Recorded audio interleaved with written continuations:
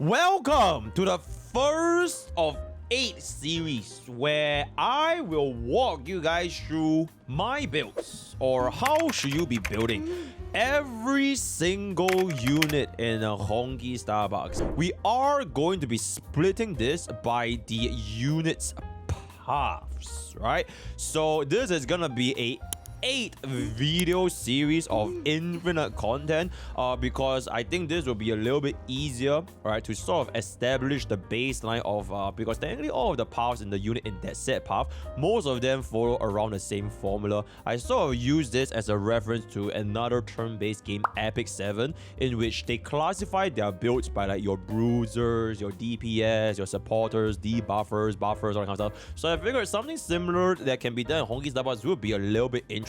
And today's video, we are gonna be jumping in straight for the abundance path units, right? How the hell do you build abundance path units in Honkai Starbucks? Now, unfortunately, in this godforsaken game, I can't filter my units unlike Epic 7. So I'm just gonna define them one by one for every single abundance unit right now. So the first of which is going to be Lingsha, right? So Lingsha, as you guys can see, this is the current build that I have run her. You technically can run her on 2 different builds. The first build is going to be the traditional build where she, have a decent amount of speed, a decent amount of energy regeneration, as well as a decent amount of break effect, right? But I would say that this is, of course, going to be more accessible if you do have the signature light cone, which will give you the 60 break effect. If you do not have the signature light cone, if you want to run this with, for example, like a where the hell is it, right? If you want to run this with perhaps if you want to run Crit Proco, I really don't think Crit Proco is that good on Lingsha. You could run a little bit more of an energy regeneration over here, or you could run another one that gives you a decent amount of break effect. Or Gallagher's one, honestly, is not even that bad, right? Even though you don't really use basic, I wouldn't probably recommend it, but generally speaking, I would say that either the energy regeneration on this, which allows you to pivot into a break effect rope, most likely is going to be the accessible option. For the tracers, don't really need to mad about this. I'm still going to be running, okay, so there are basically 3, sorry, did I say 2? Yeah, there are 3 different builds you can consider for Lingsha. This is the most traditional build, right? 4-piece Iron Cavalry, 2-piece Calbagini, Slapbone speed, Slapbone break effect, and you're more or less done. For this one, you do want to try to get the outgoing healing boost if you're concerned with healing. If you don't really care about healing that much, you could consider running this with attack percent, because technically sort of Lingsha's damage, it scales a little bit with the attack percentage as well.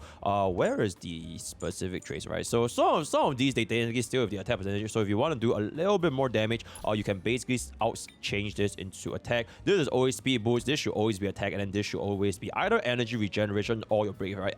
Ideally, you run an energy regeneration rope with a break effect subset. This is just completely dog shit, so unfortunately, alright, something like this, right? Something like this, energy regeneration rope with a break effect subset, so you could do something similar to the benchmark that you require. Another build that I'm not going to be showing because there's no such thing as Reddit presets in this game, so it is what it is.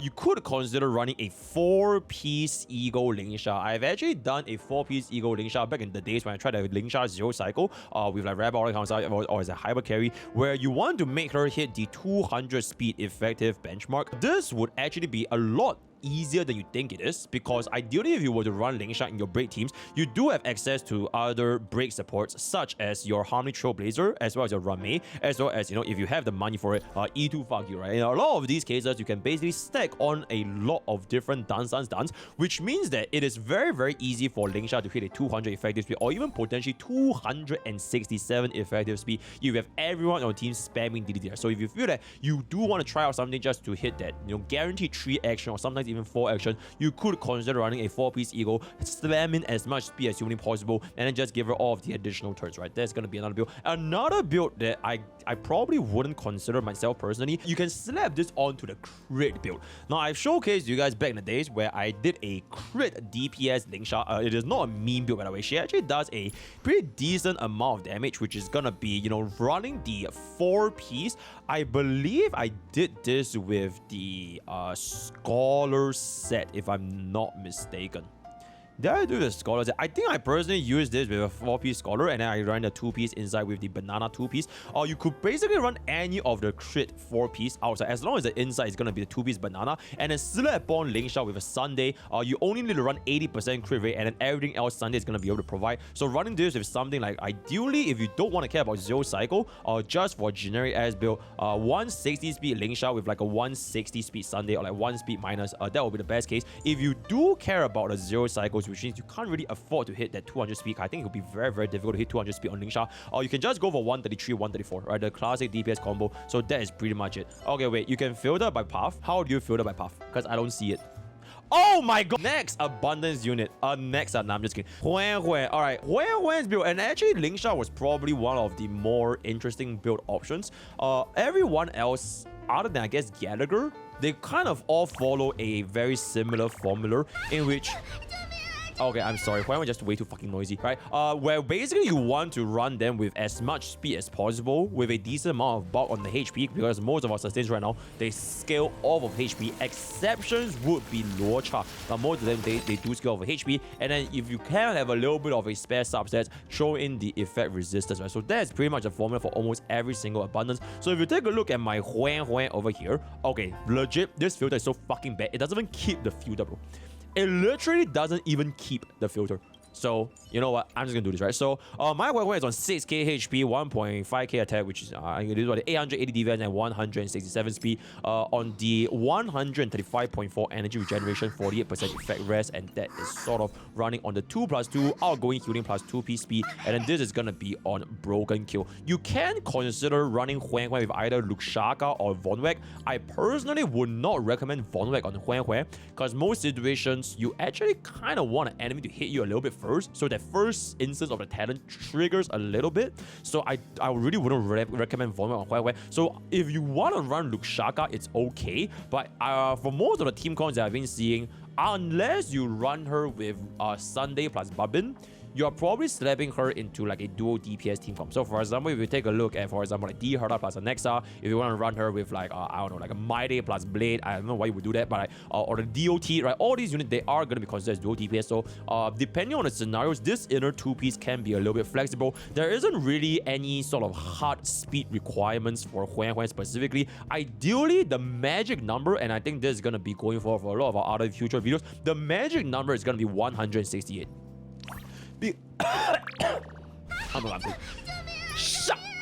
So for 168 speed, if you do activate another teammate that is gonna be able to get 2 procs of Dance, you are able to hit a 200 speed effective, right? That is only under the scenario that you hit a 2 procs of Dance within one wave. So if you can somehow hit that magic number 168, then you are able to basically go for the 3 actions within a single wave. If you cannot hit 168, then frankly speaking, it doesn't really matter too much what the speed is going to be, right? Just as long as you make sure that this sustain. Ideally, I want to make this to be a little bit faster than DPS because most DPS, they are around either the speed boost category, which is 130 speed, or the no speed boost category, so it's either HP or attack, then that's going to be on the low speed basis, right? So that's pretty much it. For the 2 beats I already mentioned, outgoing healing, if you don't really care about outgoing healing because she heals enough for you, you can go in fact go for the, the 2-piece Sacrados just for a little bit more speed. But I really like the outgoing healing for Huohuo specifically because I do find that the healing can be a little bit lagging, especially compared to the other sustains. Also, if you really find yourself having a little bit of a skill point issue, you can even consider running a 4-piece passerby, right? Because Huohuo, you always, generally speaking, you kind of always want to cast your skill first, so that by the time the first turn is over, she can generate a little bit of energy from the talent when the skill is going to be active, right? The talent is going to be active. So that might lead to scenarios where you might run out of skill points. So a very classic example, yeah, I can just show you guys this right now. A very classic example is going to be running Huohuo with DOT. Right? So if you want to run DOT with Huohuo, so something like a Kafka Black Swan, step on like a where's Babin, and you step on like a Huohuo, which is going to be here. A very classic example of this is you are going to notice that you are running out of skill points almost immediately the moment your very first wave happens, because your Babin is going to be using skill points, your Black Swan ideally should be using skill points because of the defense down, and then you are going to be leading to a scenario something like this. You are left with 2 skill points. So for this specific case, for the sake of maintaining uptime for both Kafka as well as Black Swan, you are going to be using your basic attack here because number one, you can trigger the Kafka's follow-up, which technically gives you a little bit more drive. Number two, you know, it just basically gets enough, right? I keep in mind that my speed tuning here is basically already done, such that even after the first follow-up attack as well as the technique, Kafka is always going to be slower than Black Swan to let her apply the defense down. But I want to save this for the future utility section. I'm not going to talk about it too much, but that is something to consider. If you're running out of skill points, you can consider giving Huohuo the 4-piece passerby, right? Other than that, not too much things to be talking about over here. So that is pretty much it for Huohuo. For Islands, frankly speaking, I think this E1 is pretty good, right? It's basically permanent uptime for 12% speed. So if you want this, I guess you could, but I will almost never recommend people putting for a sustains item. So that is pretty much it, right? Next unit is going to be Gallagher. Okay, good. Okay, so this Gallagher, this actually took me a little bit of pain just now. I'm not sure if my editor will add in the clip, but like, you know, I kind of low-key crashed out just to let bro hit a 169 speed. But yeah, so this is an example of a sustain that actually can hit a 169 speed, and then after casting 2 dance, you can essentially slot in for a 200 effective speed in combat. So for Gallagher himself specifically, we are going to be at 5.2k HP, attack doesn't matter, 1.2k defense, and 169 speed. Effect rest, you do want to hit at least 50% over here, so that with the additional Idolin, this will be he will basically be immune to everything, right? So that's gonna be very, very nice. MrPokke has been one of his best choice for a while now. If you want to run him with Casuarist, this is going to be a very, very decent alternative for Casuarist because it does heal by a considerable amount. Or you can even run the Warm Shortens Cold Nights. This is specifically for Casuarist team comps, just for him to generate the highest possible amount of healing. Or even if you wanted to, I wouldn't really recommend this because this is only for your increased damage, right? This is only for increased damage, so it doesn't really affect his heals. But technically, if you wanted, you could run this for an additional damage increase. So this can go up to 18%, which should be very, very easy to achieve if you run 7 on Gallagher. But I won't talk about the pay-to-win option. We're just going to talk about the free-to-play. So it's either going to be this, shared feelings if you can have the skill points to spam your skills. But in terms of Lycon, there are a lot. Or sometimes if you want to run post or conversation, it's also going to be possible. So quite flexible in that department. Tracers, generally that's going to be there. This is going to be where it differs between your break support, or rather the break sustain Gallagher, as well as your crit sustain Gallagher. So for your crit sustain Gallagher, ideally, running 4-piece Sacrados allows him to spam this skill to get a free 18% crit damage buff, and it can stack up to twice, which means you can get a 36% crit damage buff. If you don't have enough skill points, then unfortunately you won't really utilize it to the best of the abilities. But generally, for all of your crit DPSs, you won't really care that much about the 4-piece Eagle, or rather the 4-piece Iron Cavalry anyways. So I do like running the 4-piece Sacrados, especially if you're going to be running him with Casuarist, if you're going to be running him with My Day, right? All these units are very, very skill point positive. Let Gallagher spam his skill, and then you should be getting a decent mileage out of this, right? For the inner 2-piece, you can honestly run whatever you want to run. For me, I'm kind of forced into running this just to hit that 168 speed breakpoint because this game fucking hates me. But if you can actually get a energy regeneration 2-piece, or a broken kill, right? Broken kill, or even Panagony if you want to run him with 5 DPS, any of these 2-piece would work. But for me specifically, I'm just going to be hitting this specific breakpoint because I do get 2 DDD, which allows us to get the additional action. And the additional action, I would say, is going to be quite important for Gallagher because if you do get a little bit more of the energy, his ultimate holds a lot of value, especially when it comes to all of the crit procos, all of the zero cycles, all that kind of stuff. So that is going to be that for Gallagher's bear. For the break sustain Gallagher, you will basically slap on your Lingsha, right? So you just yoink this, slap this into Gallagher. It is like the exact same, it's the same photo. It is essentially the same photo, right? So where the hell do you go? Where the hell do you go? Yeah, it's essentially the same photo. So that is pretty much going to be it for Gallagher. Moving on to the next unit is going to be Lynx, Natasha, and Bailu. You build them exactly like how you would build Huohuo. Outgoing healing 2-piece, whichever 2-piece you're comfortable with 2-piece speed, and then you are pretty much good to go, right? Every single one of these HP scaling abundance sustains, they all work pretty much exactly the same. So whichever one you're going to be using, you can just slap on this template and it's going to be, you know, pretty much the exact same thing. Unfortunately, I don't know who the hell is still using Lynx or Natasha in 2025. Bailu, you know, sometimes you want to use her, sure. Like for example, my Bob, we're still waiting for our hyacine by this point because of the fake collab in 3.4. I don't even know if we have enough hyacine anymore, so that's going to be there. And then for Luocha, it's gonna be a little bit different, which is he's gonna be an attack scaling healer. In fact, our only attack scaling healer so far.